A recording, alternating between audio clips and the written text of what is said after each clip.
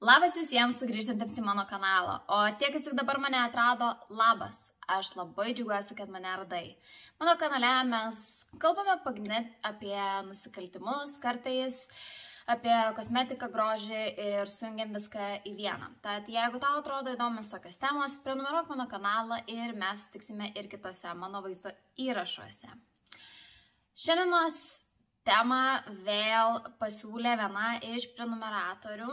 Buvo Vilija Kondrasaitė Barkauskienė, tai ačiū labai tau, Vilija, už pasiūlymą.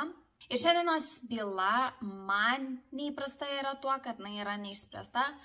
Mano kanale iki šiol turbūt visos bylos buvo daugiau ar mažiau išspręstos. Ne visos, tačiau dauguma bylų, apie kurias aš kalbu, būna išspręstos. Tad bus tikrai įdomu padiskutuoti su jumis apie įvairias teorijas, kurios yra siejamos su šia byla ir tiesiog padiskutuoti, kas yra labiausiai įtikinama šiuo atveju, nes iš tikrųjų aplinkybės buvo labai keistos ir klausimų kilo labai daug šioje byloje. 1995 metų gegužės 31 dieną moteris įsiregistravo į itin prabangų tuo metu Oslo Plaza viešbutį. Moteris įsiregistravo be jokių identifikacijos dokumentų ar kreditinės kortelės ir tai darbuotojai suvokė tik tais po 3 dienų moters apsistojimo, tad apsauginis nuėjo pranešti moteriai, kad ji tiesiog turi pateikti savo dokumentą ar kreditinę kortelę, kad jie galėtų ją apmokestinti už jos apsistojimą. Tačiau kai apsauginis priėjo prie durų, ant durų kabėjo ženklas netrukdyti ir po kelių akimirkų vos jisai išgirdo ginklo šūvį šiame kambaryje.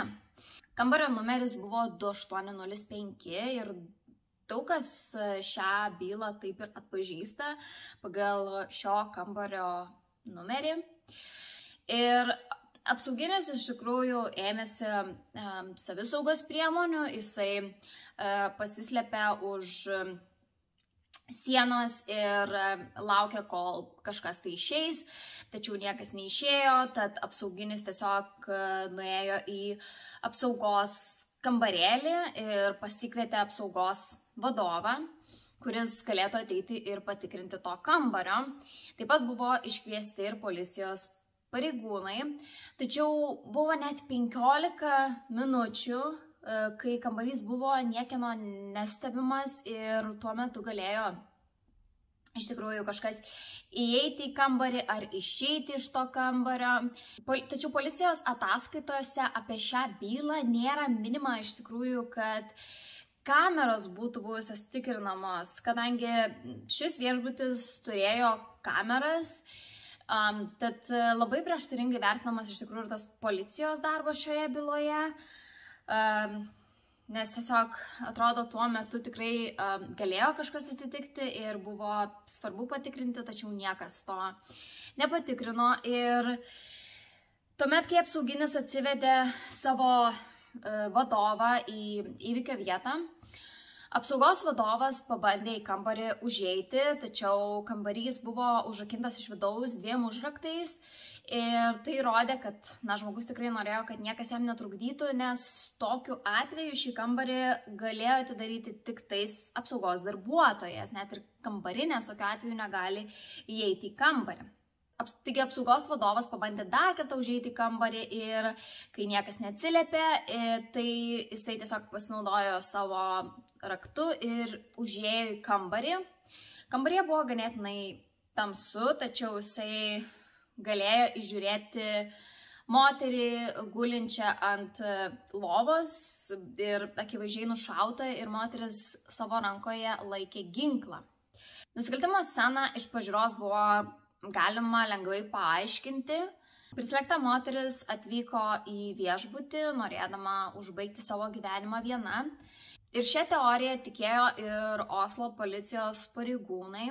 Tačiau viskas iš tikrųjų buvo ne taip paprasta, kaip atrodė iš pažiūros. Nusikaltimo scena buvo apipinta keistenybėmis, klausimais ir keista tos moters elgsena.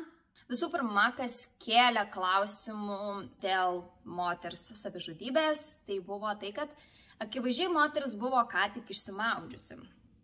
Buvo tenais ant grindų numestas drėgnas rankšluostis, moteris buvo apsirengusi gražiais drabužiais, taip pat dėvėjo aukštakulnius ir buvo panašu, kad moteris buvo susiruošusi kažkur išeiti, o ne nusižudyti.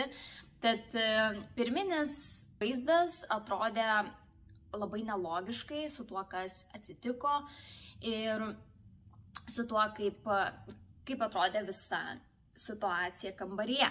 Kambaryje policijos pareigūnai nerado jokių identifikacijos dokumentų, jokių raktų, jokių taip pat kosmetinių priemonių. Buvo tik tais moters drabužiai, tačiau buvo išties labai keista, bet nuo tų drabužių buvo nuimtos etiketės, net ir nuo moters batų buvo išpjautas brendas, tai irgi buvo ganėtinai keista. Be to, moterys statistiškai itin retai pasirenka savižudybei būdą būtent nusišauti, bet ne tik tai buvo keista iš tikrųjų, kaip moteris laikė ginklą rankose. Jinai laikė ginklą atvirkščiai, tai yra jos nykštys buvo ant gaiduko šautuvo ir jinai laikė prie savęs tiesiog labai keistoj pozicijoje, neįprastoj, ir ekspertų teigimu moteriai nusišauti tokiu ginklu būtų ganėtinai sudėtinga, spaudžiant ginklą nykščiu ir pataikyti ten, kur jinai bandė pataikyti, kadangi ginklas buvo pakankamai sunkus. Tai buvo 9 mm pusiau automatinis Browning ginklas ir šis ginklas buvo ganėtinai sunkus ir iš tikrųjų jisai turėjo ganėtinai stiprią atatranką, taigi moteris, jeigu jinai pati nusišovė, jinai turėjo turėti kažkokias tai žaizdas ant rankų, kraujo dėmes, tačiau nieko panašaus nebuvo rasta. Ir taip pat ekspertų teigimu, moteris negalėjo tiesiog ginklo išlaikyti rankose po to, kai jinai nusišovė. Tiesiog ekspertų nuomonė, ginklas turėjo iškristi iš jos rankos po to, kai jinai nusišovė. Tad buvo ir tai keista, kad jos rankose ginklas liko.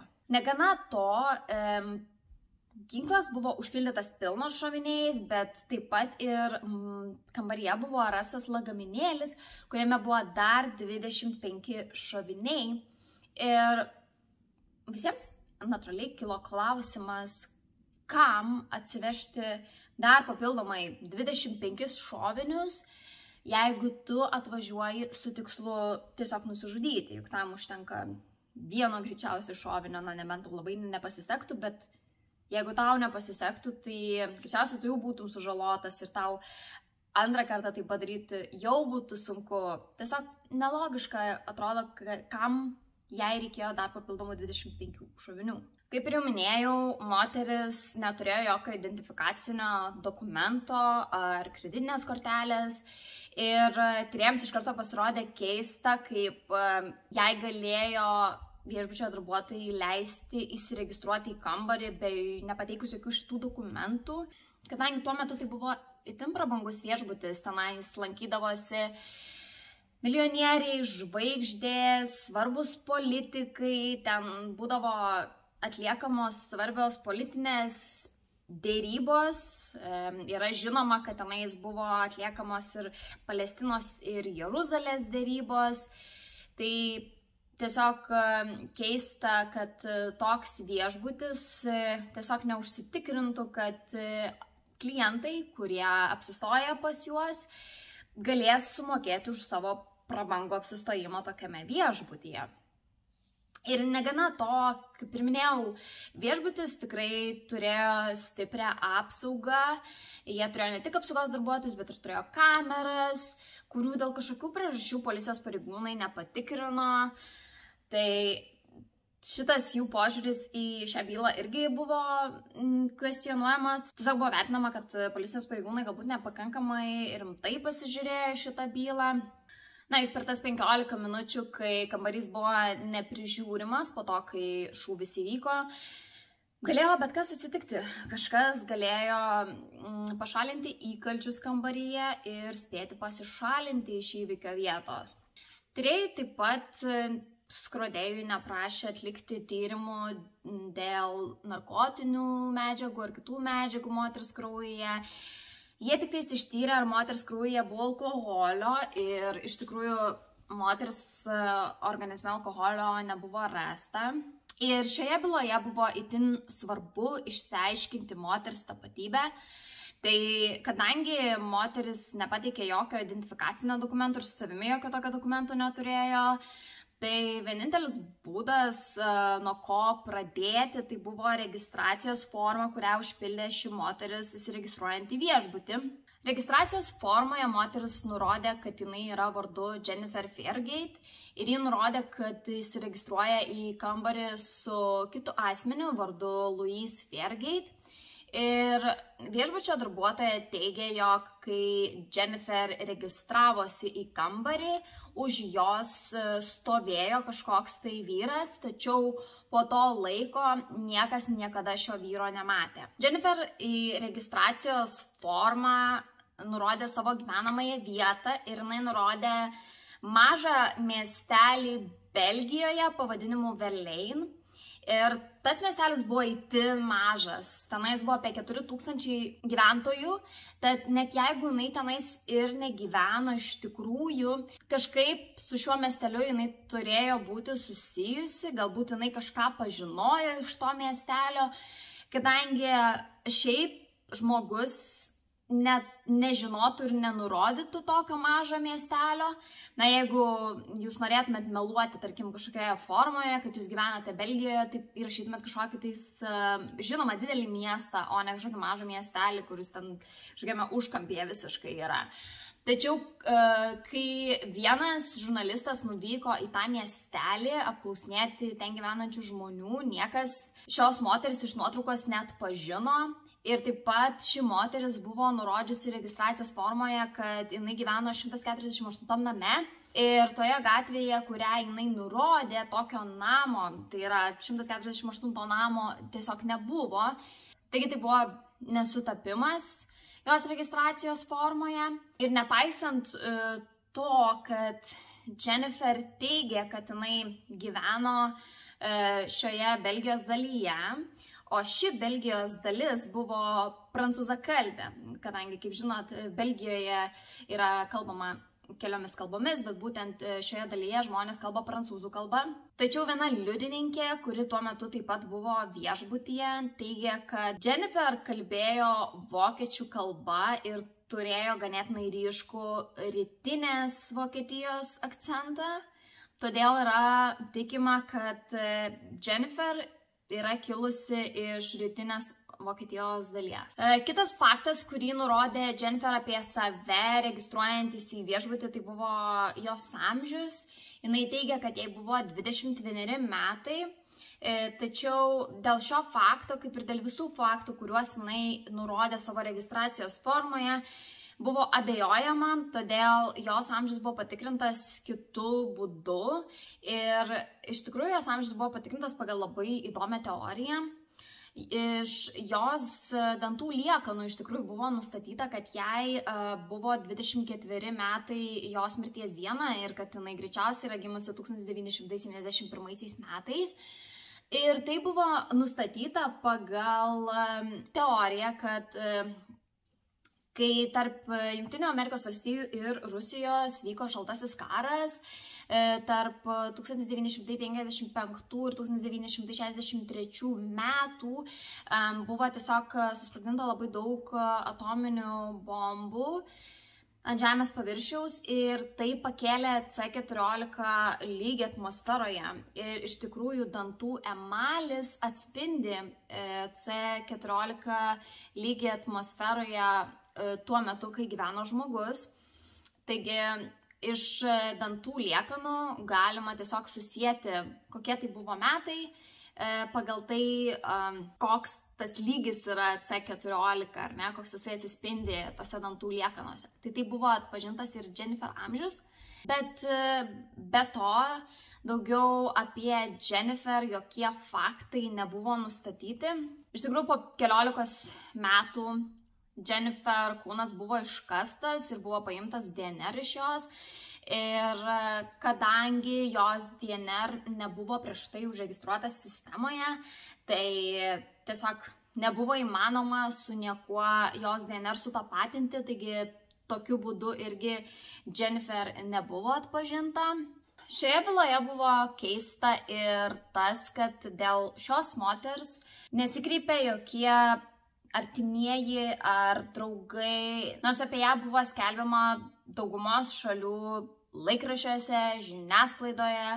Šita byla tuo metu tikrai buvo ganėtinai įžymi ir iš tikrųjų buvo keista, kad niekas dėl šios moters dingimo nebuvo kreipęsis. Ir policijos pareigūnai laikė šios moters kūną metus, tačiau nesulaukė žinių iš artimųjų. Jie nusprendė moterį palaidoti 1996 m. Liepos 26 d. nežymėtame kape. Ir po palaidojimo pareigūnai įkalčius sunaikino, kadangi jie buvo įsitikinę, kad tai turėjo būti savižudybė. Man visą laiką taip keista tokiose bylose, kai sunaikina įkalčius, nes atrodo, tu niekada negali žinoti, kokios ir technologijos bus ateityje, kas atsitiks, galbūt kažkas vis dėlto kreipsis dėl šitos moters, ar ne? Ir turint omeny, kad iš tikrųjų buvo keistų aplinkybių apie šitą bylą, aš nelabai suprantu tikslo, kam sunaikinti tuos įkalčius. Ir iš tikrųjų apie šią bylą tiek ir tėra žinoma, tad dabar perėsime prie teorijų, kas galėjo atsitikti, turint galvoje šias aplinkybės ir šituos įkalčius. Tai pirmoji teorija, kurią dauguma žmonių tiki ir jinai panašu yra viena populiariausių, tai kad tai buvo įvykdyta profesionali žmogžudystė, kad ši moteris buvo kažkokios šalies šnipė ir kažkas tai ją tiesiog norėjo pašalinti. Pirmas dalykas, kuris rėmė šią teoriją, tai buvo akivaizdu tai, kad ši moteris labai stengiasi nuslėpti savo tapatybę. Visų pirma, jos šukuosena, tai buvo itin trumpi, juodi plaukai, gali būti, kad jinai taip stengiasi pakeisti kardinaliai savo išvaizdą.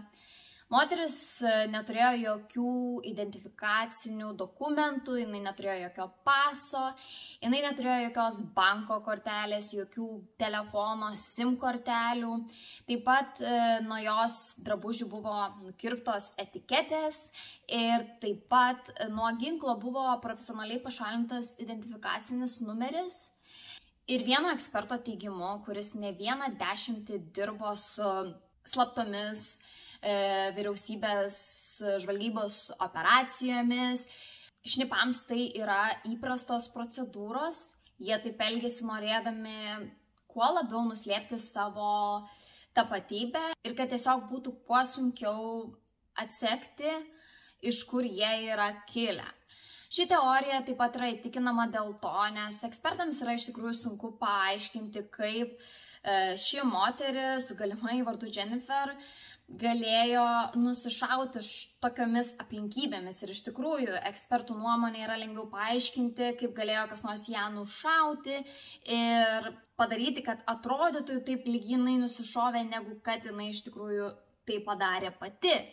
Tai visų pirma, kaip mes jau ir aptarėm, tai buvo jos rankos padėtis, kaip jinai laikė būtent tą ginklą. Tai buvo tikrai mažai tikėtina, kad jinai galėjo taip nusišauti, tai su nykščiu.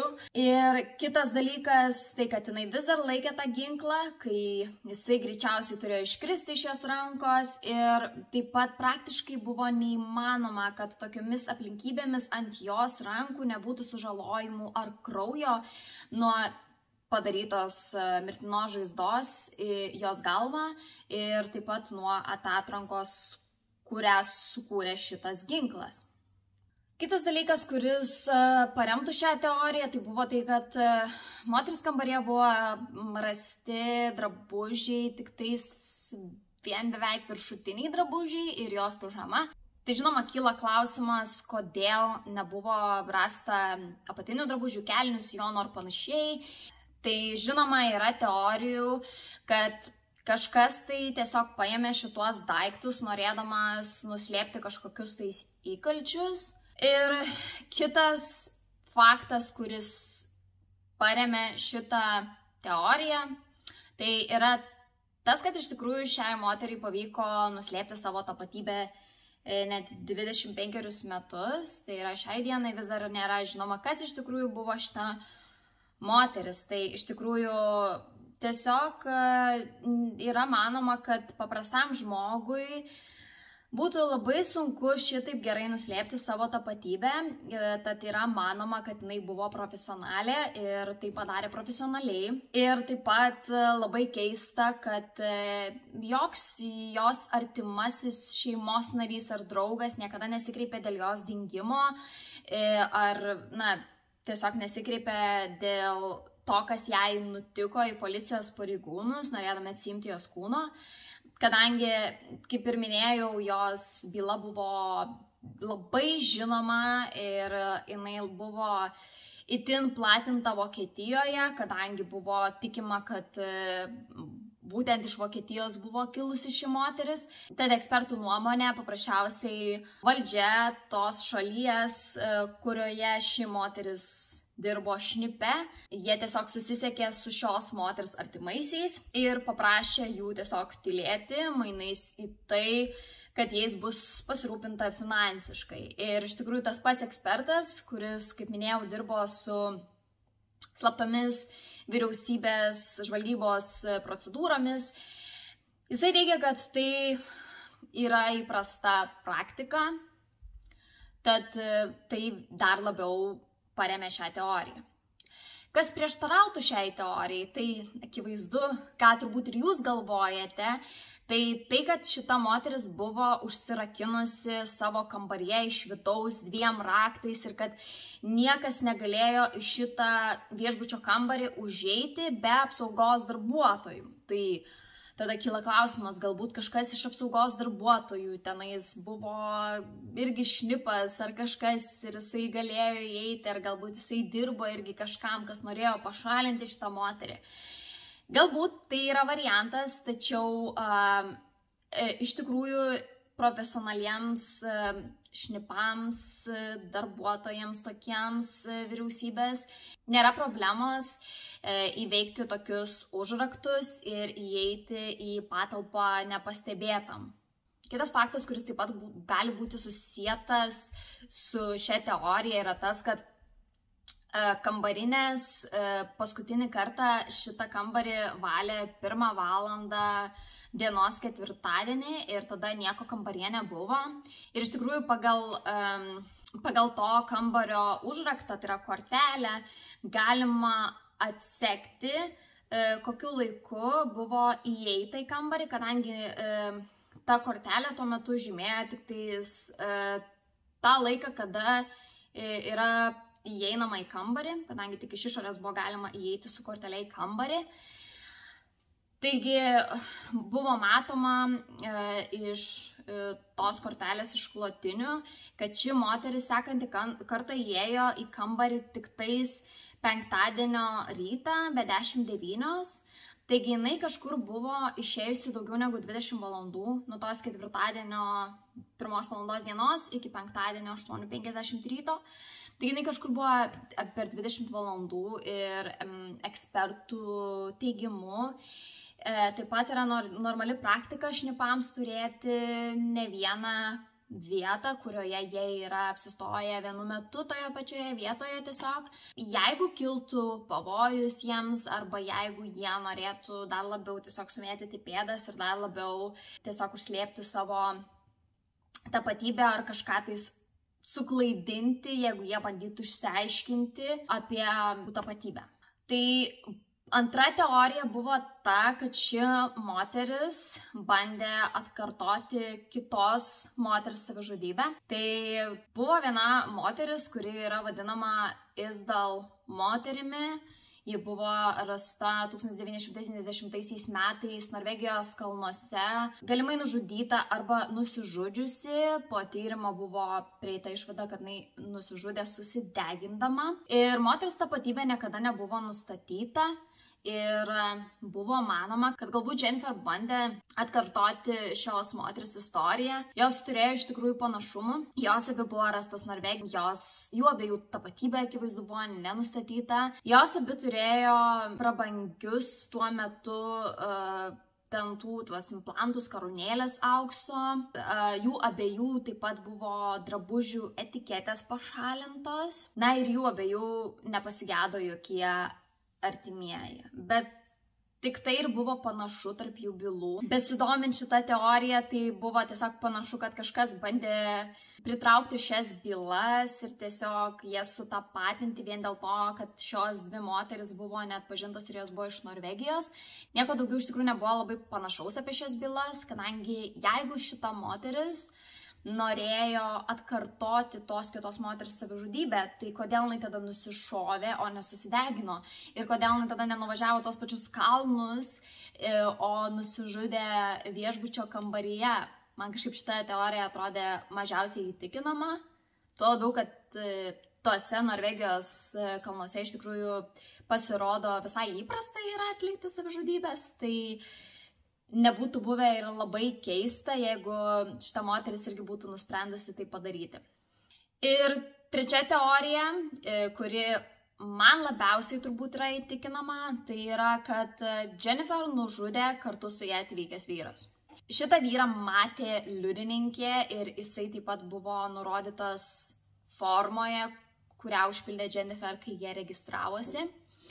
Ir šitas vyras po to nebuvo daugiau nei karto matytas, tai galimai jisai buvo galbūt jos partneris darbe, galbūt jie abudu buvo šnipai, arba galbūt tai buvo partneris jos gyvenime, galbūt tai buvo abu variantai, tai buvo jos partneris ir darbe, ir gyvenime, ir galbūt dėl kažkokių priežasčių Jennifer turėjo būti pašalinta ir jos partneris ją pašalino ir kadangi jisai buvo profesionalas, jisai mokėjo atsikratyti visų įkalčių ir atsikratyti savo pirštų antspaudų, kadangi nepaminėjau to, bet nusikaltimo vietoje nebuvo rasta kito žmogaus piršto antspaudų negu Jennifer. Taigi gali būti, kad jisai, būdamas profesionalas, atliko šią žmogžudystę ir pašalino įkalčius ir pasišalino iš įvykio vietos. Ir galiausiai paskutinė teorija, tai ši moteris iš tikrųjų galėjo būti prislėgta ir jinai iš tikrųjų galėjo atvykti į šį viešbutį tiesiog įvykdyti savižudybės. Jinai galbūt tiesiog neturi jokių artimųjų ir jokių draugų, kurie jos galėjo pasigesti.